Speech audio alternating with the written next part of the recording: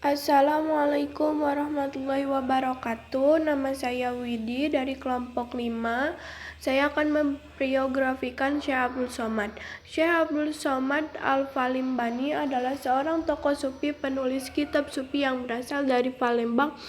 Abdul Somad lahir pada 1116 Hijriah atau 1704 Masehi dan wafat pada 1203 Hijriah atau 1789 Masehi dalam usia 85 tahun di Palembang.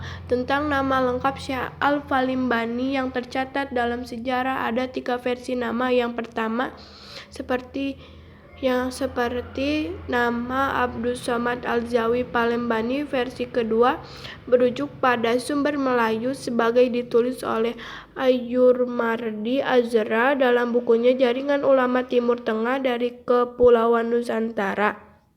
Mijan 1994. Ulama besar ini memiliki nama asli Abdul Somad bin Abdullah Al-Zawi Al-Palembani.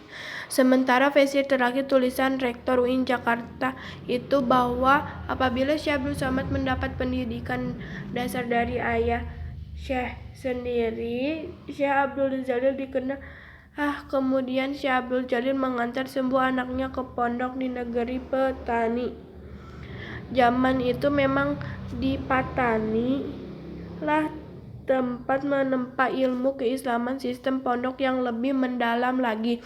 Mungkin Abdul Somad dan saudara-saudara Wan Abdullah dan Wan Abdul Qadir telah memasuki pondok-pondok yang terkenal. Antaranya ialah Pondok Bendang Kuncil di Gresik atau Pondok Kuala Beka atau Pondok Semala yang semuanya terletak di Patani. Di antara para gunung di Patani yang dapat diketahui dengan jelas hanyalah Syekh Abdul Rahman bin Abdul Mubin Fauhbok.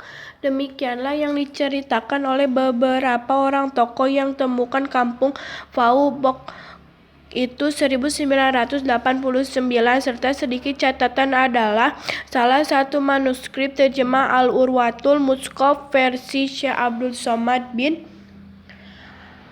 karya tulis Jahratul Murid fi Bayani Kalimatit Tauhid. Risalah pada menyatakan sebab yang diharamkan bagi menikah.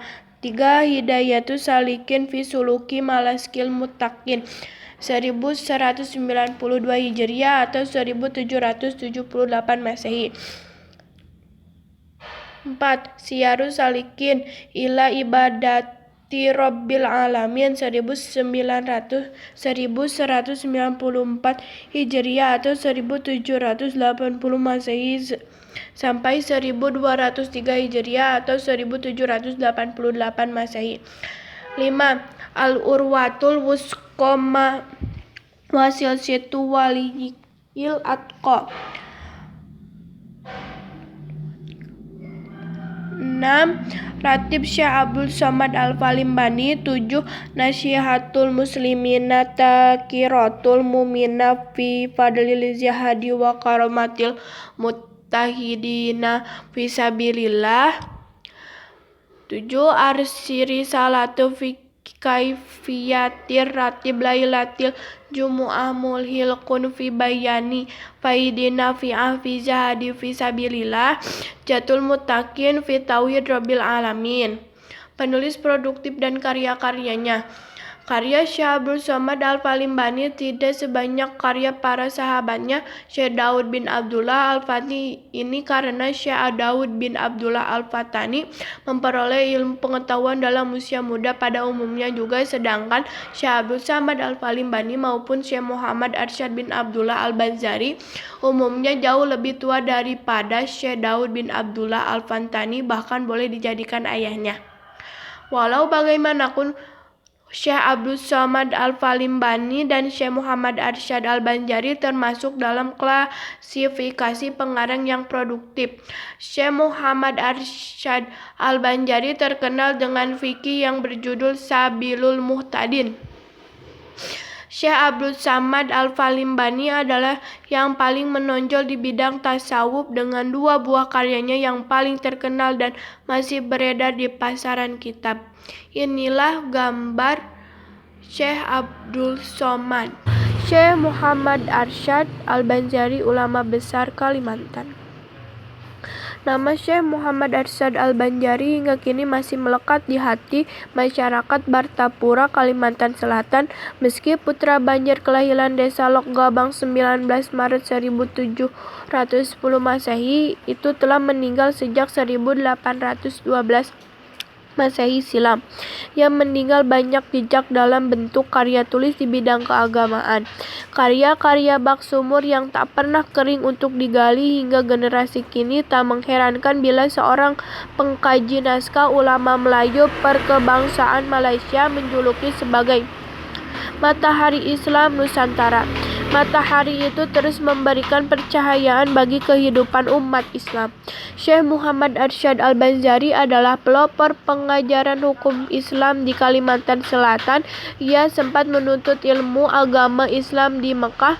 Sekembalinya ke kampung halaman, hal pertama yang dikerjakan adalah membuka tempat pengajian semacam pesantren bernama Dalam Pagar.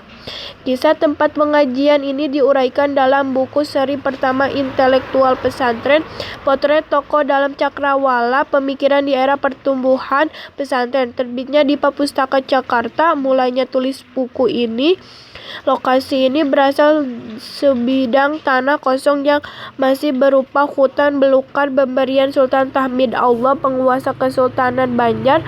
Saat itu Syekh Arsyad mengulap tanah tersebut menjadi sebuah perkampungan yang saat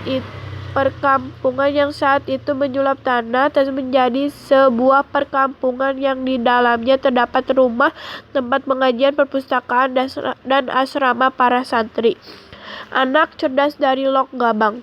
Sekali waktu Sultan Kerajaan Banjar Sultan Tahmidullah berkunjung ke kampung-kampung yang ada di wilayah, tiba-tiba kampung Lok Gabang itu terkesima melihat lukisan yang indah. Setelah bertanya, dia mengetahui pelukisnya bernama Muhammad Arsyad, seorang anak berusia 7 tahun tertarik dengan kecerdasan dan bakat anak kecil itu. Sultan berniat mengasuhnya di istana. Mulanya Abdullah dan Siti Aminah, kedua orang tua Arsyad, enggan melepas anak sulungnya itu. Abdullah dan Siti Aminah, kedua orang tua Arsyad, enggan melepas anak sulungnya itu, tapi atas pertimbangan masa depan si buah hati, keduanya pun menganggukkan kepala di istana. Arsyad kecil bisa membawa diri, selalu menunjukkan keluhuran budi pekertinya. Sifat-sifat terpuji itu membuat ia disayangi warga istana, bahkan Sultan memperlakunya seperti anak kandung. Beranjak dewasa, Arsyad dikawinkan dengan Bajut, seorang perempuan yang soleha. Ketika Bajut tengah mengandung anak pertama, terlintas di benak Arsyad untuk menuntut ilmu di tanah suci di Mekah. Sang istri tidak keberatan demi niat suci suami. Meski dengan perasaan berat, setelah mendapat restu Sultan, Arsyad berangkat untuk mewujudkan cita-citanya. Begitulah sepenggal kisah perjalanan hidup Syekh Muhammad Arsyad Al-Banjari, ulama besar kelahiran Lok Gabang, Martapura, 19 Maret 1710 Masehi. Ia adalah pengarang kitab Sabilal Muhtadin yang banyak menjadikan rujukan hukum fikih di Asia Tenggara. Perdalaman ilmu agama. Di sana suci Arsyad Perdalaman ilmu agama. Di tanah suci Arsyad berdalaman ilmu agama. Guru-gurunya antara lain Syekh Athaillah bin Ahmad Al-Mishari Al-Fiqi, Syekh Muhammad bin Sulaiman Al-Qurdi, dan Al-Arif Billah Syekh Muhammad bin Karim Al-Saman Hasani Al-Madani. Namanya terkenal di Mekah karena keluasan ilmu yang dimiliki, terutama ilmu qiraat. Ia bahkan mengarang kitab qiraat yang bersumber dari Imam Syatibi. Uniknya, setiap juz kitab tersebut dilengkapi dengan kaligrafi khas Banjar. Gambar Syekh Muhammad Arsyad Al-Banjari. Syekh Abdul Rauf As-Singkil. Kelahiran Abdul Rauf As-Singkil Aminuddin Abdurrauf bin Ali Azzawi Sumal Fansuri Asingkil atau yang dikerap disapa dengan panggilan Syekh Abdurrauf Singkil lahir pada tahun 1024 Hijriah atau bertepatan pada tahun 1615.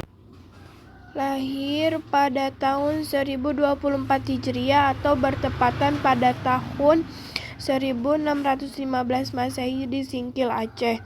Menurut riwayat masyarakat, keluarganya berasal dari Persia atau Arabia yang datang dan menetap di Singkil, Aceh pada akhir abad ke-13. Pendidikan. Ayahnya menjadi guru pertama dalam pengetahuan agama di Dayah Madrasah Simpang Kanan di kawasan pedalaman Singkil. Selepas itu melanjutkan pendidikan ke sekolah tinggi Barus Dayan Tengku Cik dan pemimpin oleh Hamzah Fansuri. Di sekolah ini beliau belajar ilmu agama, sejarah, matik, falsafah, sastra Arab, Melayu, dan juga bahasa Farsi.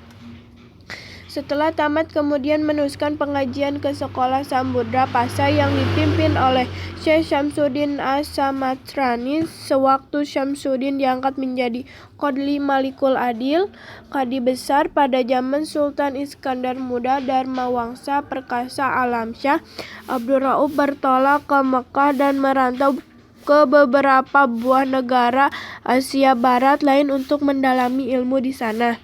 Penyebar agama Islam.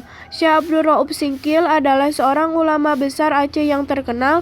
Ia memiliki pengaruh yang besar dalam penyebaran agama Islam di Sumatera, Nusantara, dan Asia Tenggara pada umumnya. Sebutan negaranya yang juga terkenal ialah Tengku Syiah Kuala.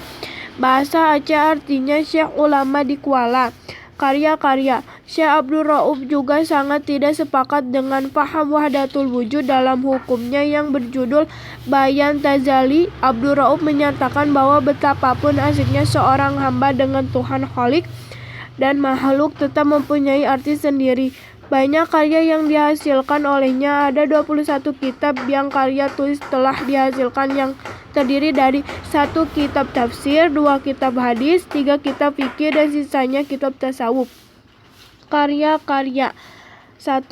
Mir'at al-Tula fi Tashil Mawa'iz al-Badi Rifat al-Ahkam Asy-Sya'iah lil Malik al-Wahhab. Karya di bidang fikih atau hukum Islam yang ditulis atas permintaan Sultanah Syafiyatuddin. 2. Tarzumah al-Mustafid merupakan naskah pertama tafsir Al-Quran yang lengkap berbahasa Melayu. 3. Terjemahan hadis Arba'in karya Imam Al-Nabawi. Kitab ini ditulis atas permintaan Sultanah Syafiyatuddin. 4. Mawa'iz al-Bani berisi sejumlah nasihat penting dalam pembinaan akhlak. 5. Tahwin al-Masyi. Kitab ini merupakan naskah tasawuf yang membuat pengajaran tentang martabat 7. 6.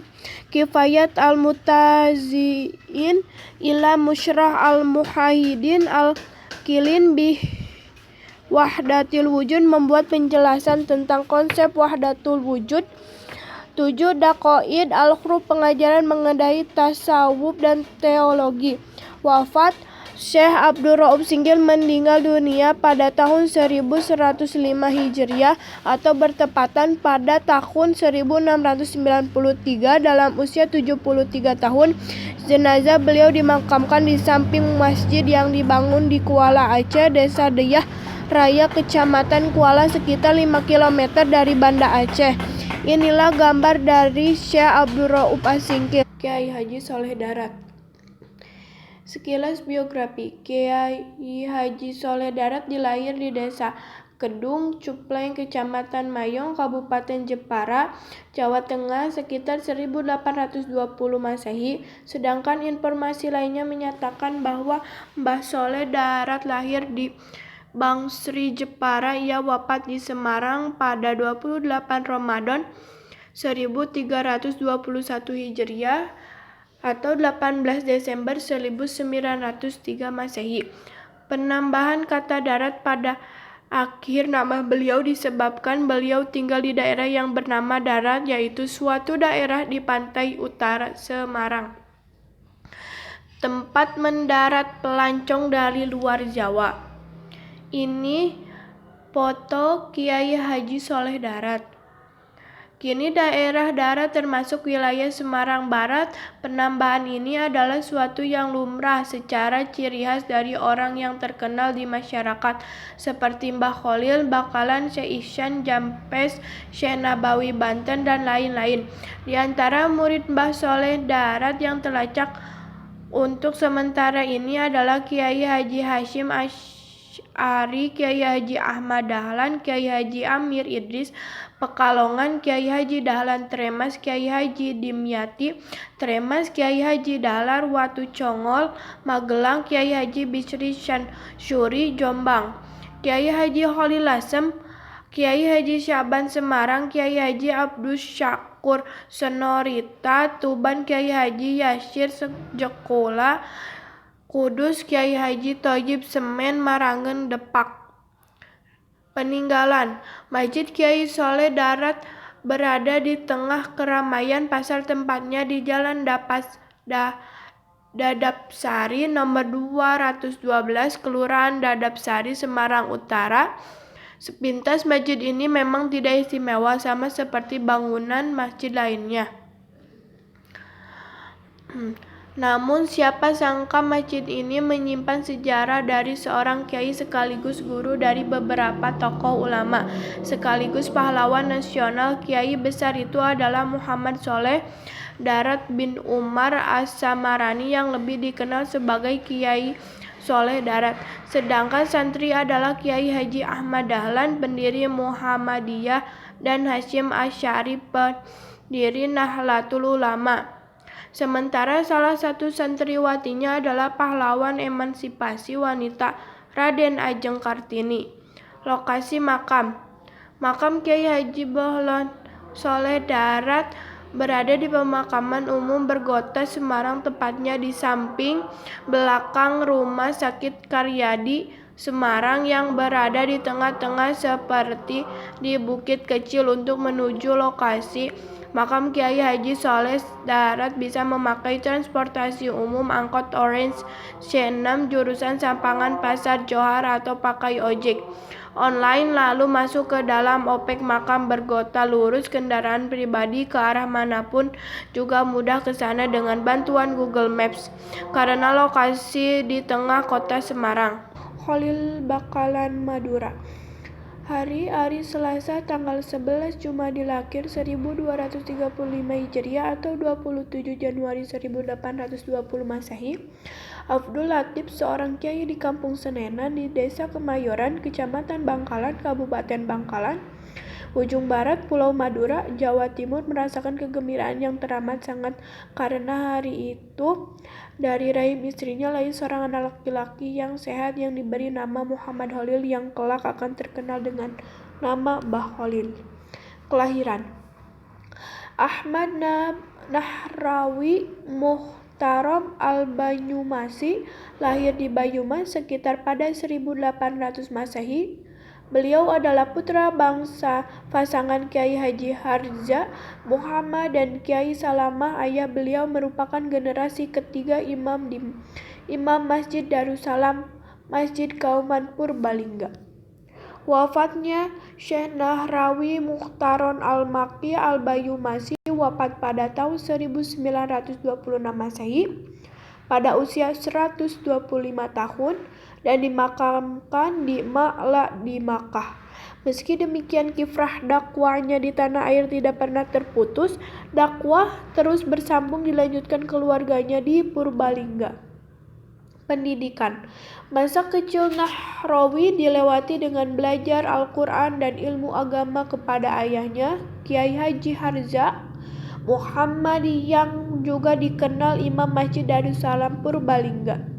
Sebagaimana ulama Jawa kebanyakan Nahrawi Muhtaram dan kakak beliau Abu Amr belajar ke Mekah. Saat itu bertepatan dengan puncak geger perang Diponegoro 1825 sampai 1830 Masehi, yang membuat banyak sekali santri dan kalangan terpelajar dari tanah Jawa pergi ke luar negeri untuk mempelajari agama sambil lalu menunggu suasana tanah hari tenang. Saat itu juga Mekah menjadi pusat peradab ilmu dengan guru ulama yang sangat mumpuni seperti Syekh Muhammad Al-Makri, Al-Misri, Al-Makki, Syekh Muhammad bin Sulaiman Asbalah, Syed Ahmad bin Zaini Dahlan, Mufti Mazhab Syafi'iyah di Mekah Syekh Ahmad An-Nahrawi, Al-Miski, Al-Makki, Syed Muhammad Shalli Al-Zawi Al-Makki, salah seorang guru di Masjid Nabawi dan lain-lain, menjadi guru di Mekah. Sementara Syekh Ahmad Nahrawi Muhtaram Al-Bayyumasi tidak mau pulang ke tanah Jawa. Bahkan oleh pemerintah Saudi, Syekh Ahmad Nahrawi Muhtaram diangkat menjadi guru, mengajar santri dari berbagai negara. Beliau banyak mempunyai murid dan bahkan menjadi hakim agung di Arab Saudi. Lihat Islam, Transformasi Ayurmardi Azra Gramedia 1997. Tidak satu pun pengarang kitab di Haramain, Mekah Madinah, terutama ulama-ulama yang berasal dari Indonesia, berani mencetak kitabnya sebelum ada pengesahan dari Syekh Ahmad Nahrawi Muhtaram Al-Bayyumasi. Ahmad Nahrawi Muhtaram Al-Bayyumasi, sehingga bisa dipastikan waktu Syekh Ahmad Nahrawi Muhtaram Al-Bayyumasi dihabis untuk mengoreksi di Mestahis ratusan kitab karya ulama Nusantara pada waktu itu terkenal sangat produktif menulis karya seperti Syekh Mahfuz Al-Tremasi, Syekh Soleh Darat, Syekh Nabawi Al-Bantani, Syekh Khalil Al-Bangkalani, Syekh Junaid Al-Batawi, dan lain-lain. Syekh Nahrawi ibarat adalah editor handal dari kitab klasik ulama-ulama Nusantara pada masa itu. Menjadi musyrid tariqah. Selain mengasas kitab, Syekh Ahmad Nahrawi juga menjadi mursyid Tariqah Syadziliyah.